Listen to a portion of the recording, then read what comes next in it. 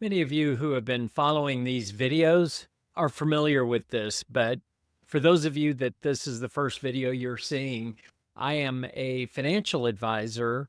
I've been doing this for a long time. I started as a financial advisor in April of 1981, so quite a while.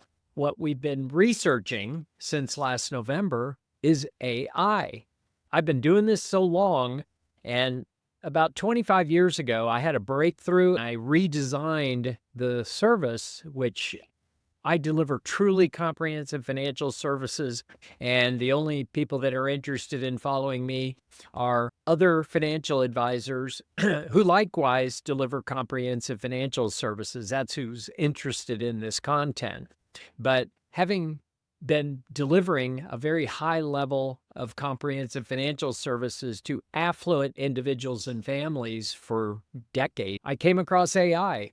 I dismissed it more or less. I was aware of it as a factor when it came to public company analysis. In other words, I knew that big companies were utilizing AI. I always had idle curiosity from a fundamental standpoint to see which companies were figuring out ways to utilize AI to measurably increase net earnings. That would be, of course, measured quarterly. And then, of course, there are the companies that profit directly from AI, NVIDIA and OpenAI and those companies. But in November, I had someone, really good friend of mine, business coach, but a friend, said I needed to sit down and really focus on AI and see what's possible.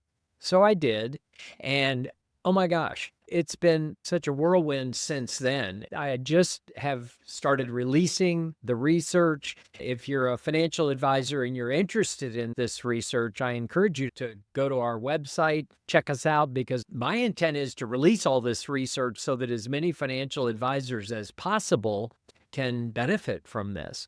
So what is it? When I started in November, I was just thinking, okay, I'll look at this AI. It'll probably be able to help write emails and maybe organize client lists. And I wasn't even really sure what. And it reminded me, for those of you who are not old enough to remember this, which is most of you, back in 1989, when I got my first desktop computer. Can you imagine running this business, a financial advisory firm, with no desktop computers? Welcome to my world prior to 1989. And yes, the world ran well before computers, but oh my gosh, everything has changed since then. So in this research, it got me thinking about inflection points. That was certainly an inflection point. That was a moment in time where before 1989, our industry ran one way. After 1989, when slowly but surely independent financial advisors like me started having desktop computers run the business, help with the planning, stuff like that. Interestingly, the bigger companies, the wirehouses, were slower to adopt these desktop computers, but eventually everybody did. But that was an inflection point. So I've been through like 7 of these inflection points in my 40+ year career, and this is definitely one of them. We have 2 inflection points right now that, in my mind, there is no possible way that we're going to get through this without our entire business being completely different when it's done. The reason I'm doing more of these videos now is, back in November, I saw changes coming in these 2 areas, but I didn't realize how fast it was going to be. Flash forward from November to today, it's accelerating even now. I would be surprised if we have even 2 years to adjust to what will be monumental changes in our industry. So the 2 things that are the inflection points right now are digital assets. That's one that I'm not going to talk about in this video, but most advisors don't understand them. They're only now starting to come across clients that even ask about it. Most of our industry is just not knowledgeable about it and dismissive of it. So the way I was, which I was too, until I started looking into it. So digital assets are an inflection point that are going to change literally everything. And some advisors say, Mark, it's more blockchain that's going to change everything, not digital assets. And I'm like, I beg to disagree. I've spent 500 hours on this, And there is no way that digital assets are not going to completely change our industry. We're talking about settlement in 10 minutes. Forget T+2, but I'm not talking about that in this video. So digital assets is one inflection point. Digital intelligence proxies. That's what we're talking about with AI. AI, somehow, some way, somebody put a label on it called artificial intelligence. Now that I'm really into it and I'm seeing the benefits of it day to day for a financial advisor delivering truly comprehensive financial services, it's neither artificial nor intelligent. It's an intelligence proxy. That's what we're going to start seeing more and more across all domains. So in our area, financial services industry, it will literally change everything. And the industry is using AI for the most mundane, unuseful things. They're really working with superficial things, in my opinion. Now, they may be doing something behind the scenes. For example, high-end money managers who are doing, I don't know, quant portfolio management, or even just bread and butter equity portfolio managers. I am sure they are using AI in ways that I have no visibility to, and I'm not even talking about that. I'm talking about the institutions that financial advisors are connected to. That would be the big RAs, the big broker-dealers, anybody that we interface with, custodians, Pershing, Schwab, Fidelity, all these things that we deal with as financial advisors. Those are the institutions that are using AI in the most ridiculous and unimpressive ways. So what is working? I thought I would do this video just to focus on two things. One is client acquisition in a number of ways. One is finding affluent ideal clients, the ability to use the AI to do deep research, demographic studies to help you figure out here's where to go. Here's a group that you need to check out that has a high concentration of potential ideal clients. After we've trained the AI in what your ideal client profile is, then it really helps with that. So getting in front of more potential clients faster, that's what we've had success with using AI. How is that working? I would point you to another video that I did on this called Free Thought Time. The thing about AI is we all are looking at AI as though it's software, myself included. That was back in November. What I discovered very quickly, I had figured out this is not software and it's not a better Google. It may be some of those things, but what is it? It's actually a skill. The thing is, when you ask a question to the AI, it's not software. It's not even really a tool. A lot of people talk about AI is a great tool. I don't think it's a tool at all. I think it's a skill. It's a skill that involves you. And your level of skill is going to determine how much value you get out of AI. Now, I've had advisors say, what are you talking about deep research into finding potential ideal clients? I've tried that. It's stupid. It does like superficial things. I'm like, what did you ask? What did you ask it for? It turns out that the English language is clumsy. I can't speak for other languages, but English is clumsy. What we say means different things to different people, including the AI. It turns out that the way you ask a question and then you get an answer, the way you follow up and ask the same question a different way just to confirm what the AI is responding, that's a skill. And that's a skill that I am working with the advisors I work with to develop that skill. The AI will always give you an answer. Whenever you ask it something, it'll always something up. It'll give you something. It might be impressive. It might not be impressive, but it'll give you an answer. What it will never do is tell you you asked the wrong question. So that's number one. But in client acquisition, it's helping us find potential clients much faster. The thing that impresses me most is it will practice with you as a potential ideal client in the most realistic practice sessions to really hone your skill in specific situations. For example, let's say you're just meeting with a friend to catch up over coffee, and your friend tells you 2 or 3 little stories about what's going on in their life. Maybe they went on a trip with the family. Maybe they went on a fishing trip with some friends, or maybe they're working on a project at the house. You know how it is. You're sitting there catching up with a friend, and they just fill you in on all the little things that are happening in their life. I have harnessed AI to go in and help identify within those normal mundane stories significant financial issues that are obscured and buried deep in the story. So we are measurably working on a project right now that it looks like it's generating revenue at a much faster pace.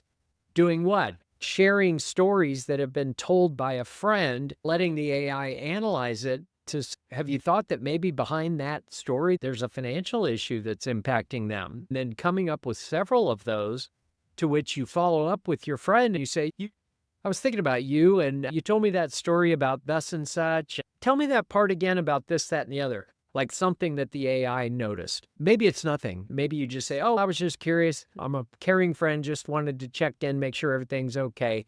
But if it is indeed a significant financial issue, yeah, it's not our practice to have any ulterior motives when you're sitting down catching up with friends. However, if a friend is actually even subliminally sending out a lifeline, hoping that someone in their life can help them with a significant financial issue that's actually a problem in their life that they are motivated to resolve, AI is helping with this. And there are other applications. The other thing that I wanted to share, the other major thing that has been the breakthrough for me is the actual delivery of truly comprehensive financial services. What I discovered 25 years ago was, first of all, we were not delivering comprehensive financial services as an industry the way the clients wanted it. As a matter of fact, even to this day, there is no definition of that term. That's industry agreed upon terminology. What does comprehensive financial services even mean? But at that time, 25 years ago, I did research, I paid for research, I did focus groups. I spent a lot of time and effort, 2 years, to understand what affluent, ideal clients want when they say they want comprehensive financial services. I just twisted the business around and said, if I'm doing thorough planning behind the scenes that maybe the client doesn't see, but I package it in a way that I'm delivering to the client what they say they want. That was the big breakthrough 25 years ago. And that's the only reason advisors follow me, is because I teach how to design what you're already doing, but repackage it for the way that the clients prefer it. When you are delivering value exactly the way someone with deep pockets wants it delivered and claims they can't find anywhere, you're onto something there. You'll grow fast, which is what we've seen and what the people that we've worked with see. My model involved, and this goes back 25 years, you don't have to know how to do all this thorough service for the client because there are people already in your community who are experts. There are accountants in your town that are experts on tax planning. There are estate planning lawyers who are experts in estate planning law. There are chartered financial analysts who are better money managers than you. There are experts in risk and safety that can help coordinate insurance. So I just built a team of 5 SMEs, and I've spent 25 years teaching advisors how to build a team with no budget. This is something that even a young advisor can put together. You can put this together in 30 days. So I've been teaching that for 25 years. Here comes AI. Last November, after I really had a breakthrough and figured out that AI is indeed something with deep implications on our industry, I started testing it and saying, maybe we don't need, the advisor doesn't need to build a team of SMEs to work for a client throughout the year. Maybe we can push the AI to do sort of an 80-20, because let's take estate planning or tax. The AI has read every book that's ever been written, including every tax law book, every estate law book, even the laws in your state. We're talking about something that has a photographic memory that's read everything. And I got to thinking, I wonder how far we could push it to deliver service in a narrow field, maybe just the 20% of the planning that represents 80% of the value to the client. What if we could just harness AI to just do that? That is working well. And I am actively looking for people willing to be in a small group to help work with me to figure out what's possible, because the big drawback on AI is it doesn't understand what you're asking, and therefore it gives you bad responses, enough to make you worried. Companies that review AI services call it hallucination. So AI hallucinates. So I've got to think about this as an advisor, as a fiduciary. I've got to protect my clients from everything, including bad advice from AI. So I'm working with advisors, myself included, because I'm a financial advisor, but I'm looking for advisors who want to work with me directly to see how far we can push AI. It looks like pretty far. My theory currently is that we can get to the point where you can do the 20% of the plan that represents 80% of the value, enough to the point where you don't need a tax accountant and an estate planning lawyer that's board certified available throughout the year. It could be as little as in each of those fields, you just need the SME maybe for one billable hour per ideal client per year, which literally turns the budget model upside down in the way I teach it. So it reduces the cost for the advisor in delivering the service and paying for the team. And that ultimately has implications on what you charge to the client. We don't have anything firm and fixed yet because I'm still nervous about how do we nail down the AI so that we make sure it's not hallucinating. But at the same time, I'm seeing extraordinary progress. And what is my call to action to you? It's go find that video of mine called Free Thought Time. It's the thing that was the breakthrough for me. When I was just piddling around with AI and playing with it, trying to get it to do things that I was doing ordinarily in my day-to-day routine, it was good. But what made it great was when I created a discipline that I'm calling Free Thought Time, where you just sit down, even for 1 minute, just stare at a blank piece of paper with a pen, clear your mind of everything. What you'll find is thoughts start coming in, intruding. All of a sudden, the big things start coming into your head. The pen and paper are just there just in case. It's kind of like when you wake up in the middle of the night with a great idea and you're like, if I don't write this down, I will not remember this in the morning. So you have the pen and paper there just in case, and you'll know when you need it. It's when something comes into your mind that is genius level and you never thought of it before. You're putting two things together that normally you don't put together, but because you're taking free thought time to empty your mind of everything, these things start bubbling up. I'd go find that video. That's my call to action. Get a discipline in place every day for free thought time, and then go to AI with the opportunities that you're thinking about, where you think you can grow the most and be the best financial advisor in your market, or problems. AI is great for those two use cases. You have an opportunity, you can work it through with AI, and it'll knock your socks off. And if you have an opportunity or a problem, if you've got the biggest problem facing your business, if you'll spend free thought time first and think about it, then it will give you inspiration and some real creativity inside yourself to go sit down with AI and really have some results that will impress even you. I hope you are enjoying this. I think AI is a game changer. I would say we could have as little as a year. I'd be shocked if we have 2 years before the whole game in our industry is different. All right? We'll see you in the next video.